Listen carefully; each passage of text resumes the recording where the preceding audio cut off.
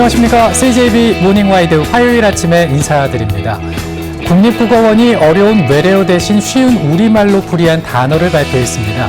특히 직장 생활에 지쳐서 무기력해지는 것을 말하는 보호아웃은 권태증후군으로 부를 것을 권고했습니다. 네, 그리고 경영 전문 지식을 일컫는 하드 스킬은 직무 기술로, 동사소통과 협동성을 말하는 소프트 스킬은 대인관계 기술로 선정을 했다고 합니다. 외래 대신 쉬운 우리말을 좀 많이 사용해주면 좋겠습니다. 네, CJB 모닝와이드 뉴스 먼저 만나보시죠. 사회적 거리두기가 조금 완화되자마자 공교롭게도 충북에서는 코로나19 확진자가 크게 늘고 있습니다. 지난 토요일부터 사흘 동안 충북에서는 8명이 신규 확진됐습니다. 계절도 겨울 문턱을 넘고 있어 코로나 발생 초기 때처럼 개인 방역에 소홀함이 없도록 해야겠습니다. 조용광 기자입니다. 지난 2월 충북에서 코로나19 환자가 처음 발생한 지 8개월 만에 확진자 수가 200명을 넘어섰습니다. 도내 인구의 절반이 사는 청주 103명을 포함해 도내 확진자는 모두 203명입니다. 장기화되고 있는 코로나19에 대한 경각심이 무뎌진 탓인지 최근 확진자 발생 빈도도 심상치 않습니다.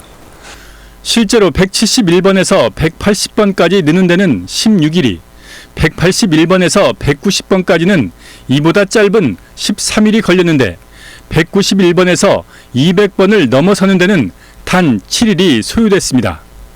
사회적 거리두기가 3단계에서 5단계로 세분화된 지난 7일 이후 전파 속도도 눈에 띕니다. 획일적 시설 폐쇄 중심이 아닌 경제활동과 방역의 공존을 위한 5단계 세분화 조치가 시행된 뒤 단 사흘 만에 8명이 한꺼번에 확진 판정을 받았습니다. 코로나와 공존하는 시대에 맞춰서 그 방역 체제가 변경되었기 때문에 시설 관리 측면이라든지 개인 방역에 앞으로 더욱더 철저를 기하여 겨울철 코로나19 재유행 가능성도 제기된 가운데 오는 13일부터는 고위험시설과 대중교통, 의료기관 등에서의 마스크 착용이 의무화됩니다. CJB 뉴스 조용광입니다. 지난 7월 김태년 더불어민주당 원내대표가 불을 지핀 국회 세종시 이전안이 여당 내에서 확정 단계로 접어들었습니다. 국민 여론 수렴과 이전 범위를 놓고 생각이 다른 야당 설득이 관건인데요. 국가균형 발전의 마중물이 될 국회 세종시 이전이 성사되려면 충청권의 대동단결이 먼저 필요해 보입니다. 이태현 기자입니다.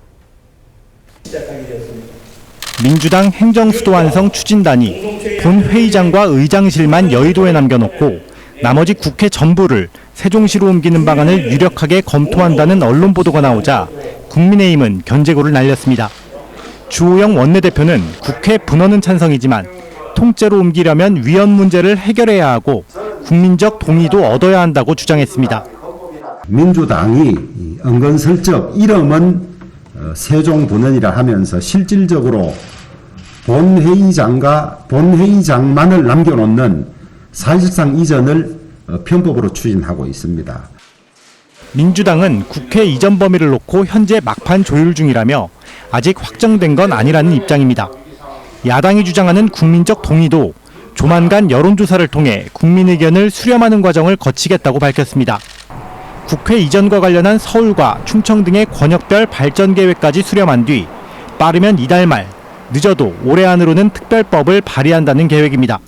국회 이전안이 공론화되면 충북을 포함한 충청권 4개 광역단체의 연대 움직임도 빨라질 것으로 예상됩니다. 충북의 어떤 이해관계가 있다 없다의 측면이 아니라 상생 발전할 수 있는 행정수도 권역에서 서로의 특성에 맞는 미래 발전 비전을 갖게 되는 그런 계기가 될 것입니다. 본회의장과 의장실을 제외한 국회 전부 이전안은 균형발전 마중물이란 상징성을 살리면서도 위헌 문제를 해소하는 절충점이란 분석입니다.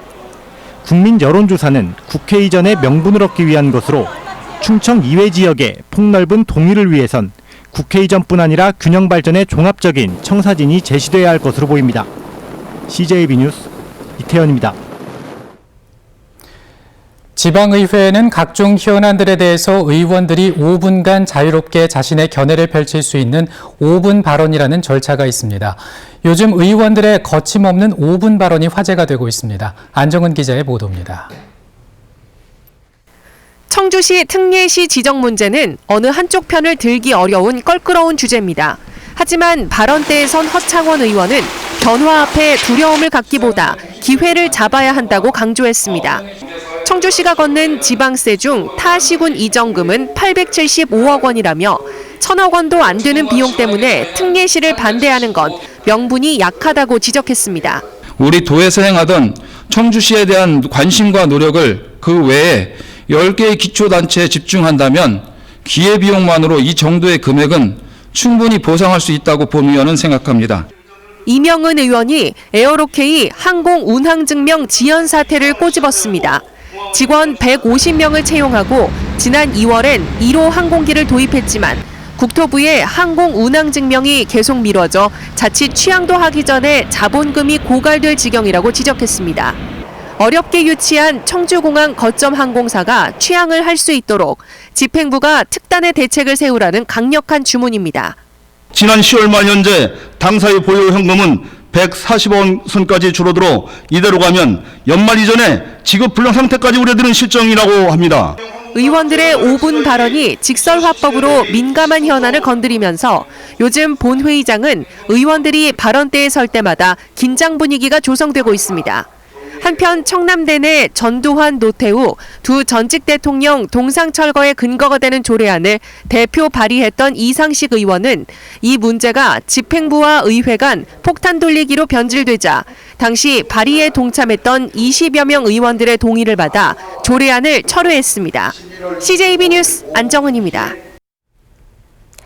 어제는 58주년 소방의 날이었습니다. 재난 현장에서 소방관들은 구슬땀을 흘리고 있는데요. 충북 소방이 전국 최초로 이 드론에 첨단 기술을 더한 이동 관제 시스템을 구축해 한층 더 입체적인 공중 수색 활동에 나섰습니다. 진기훈 기자입니다. 지난 9월 추석 연휴를 앞두고 충주 궁망산으로 성묘를 갔다 실종된 30대 지체장애인 남성입니다. 산속에서 헤매던 남성은 실종 하루 만에 드론 수색 덕분에 무사히 구조됐습니다. 지난 5월부터 각종 재난 상황에 드론을 투입하고 있는 충북 소방이 이동형 소방 드론 영상 관제 시스템을 구축했습니다. 고성능 드론과 5G 통신 기반 영상 관제 시스템 제어 차량으로 구성됩니다. 특히 전국 최초로 도입된 시스템 제어 차량은 재난 현장에서 드론 조종사들과 실시간으로 교신하면서 드론 제어는 물론 정비와 작전 회의까지 할 수 있습니다. 전방에 연기 나는 곳 있습니다. 연기 나는 곳 확인 바랍니다. 연소 확대 우려 있으니까 안전 안내 방송하겠습니다. 드론을 띄워서 송출하는 영상을 관제 차량과 종합 상황실 등에서 실시간으로 공유하고 그다음에 원격 제어, 상호 소통 이런 거 다양한 기능이 있어서 조종사들이 각자 활동하며 놓칠 수 있는 재난 현장 곳곳을 관제 차량이 훤히 파악하면서 효과적인 구조 활동을 할 수 있게 됐습니다. 충북 소방은 내년까지 관내 모든 소방서에 드론을 투입해 재난 상황뿐 아니라 순찰과 예방 점검 등에도 활용한다는 계획입니다. 드론들의 그 총괄 컨트롤 타워 역할을 이 드론 관제 차량이 이제 맡게 되고요. 좀 더 수색의 효율성이 높아지는 만큼 이제 도민을 신속하게 저희가 구조할 수 있는 구조와 예찰 등 다양한 용도로 활용할 수 있는 드론에 5G 기반의 신기술이 탑재되면서 재난 대응 능력의 향상이 기대되고 있습니다. CJB 뉴스 진기훈입니다. 지난해 100만 명을 찾은 겨울왕국 제천 페스티벌. 코로나19로 걱정이 많은 게 사실이지만 제천시는 일단 올해 개최를 전제로 막바지 준비를 하고 있는데요. 관건은 사회적 거리두기 1단계가 내내 유지되느냐로 보입니다. 신규식 기자가 보도합니다. 평창 송호축제 등 대부분의 겨울축제가 취소된 가운데 제천 겨울왕국 페스티벌은 크리스마스 이브 12월 24일 개막합니다. 코로나19로 취소를 고민했지만 장고 끝에 강행을 결정한 겁니다. 한 달 동안 이어지는 행사 기간 100만 명이 넘게 찾는 충북 유일의 겨울축제를 포기하는 일이 간단치 않기 때문입니다. 최소한 100만 명 이상 모였다라고 자체 평가를 하고 있습니다. 나름대로 지역 경제에도 상당한 기여를 했다라고 자체 평가를 하고 그 상인들, 소상공인들이 인정하는 부분입니다. 그런데 이 사업을 내년도 하지 말아야 되냐? 축제는 도심권의 겨울 벚꽃 페스티벌과 의림지 얼음 축제 투 트랙입니다. 특히 올해는 관광 인프라가 더 탄탄해졌습니다. 구도심 문화의 거리 달빛 정원의 도심 폭포와 자연형 계곡수로는 이미 명성이 자자하고 의림지 용추 폭포의 경관 조명도 장관인데다가 제천 맛집들도 입소문을 더하고 있습니다. 실제로 제천은 공신력 있는 관광 인지도 조사에서 순위권에 오르는 말 그대로 핫플레이스로 떠올랐습니다. 관광과 미식의 콜라보로 제천의 멋과 멋을 소비자 취향과 트렌드에 녹여낸 결과라고 생각합니다. 다만 제천 겨울축제는 사회적 거리두기 1단계가 유지된다는 전제로 준비하는 만큼 언제든 행사가 취소될 위험을 안고 가야 합니다. CJB 뉴스 신규식입니다.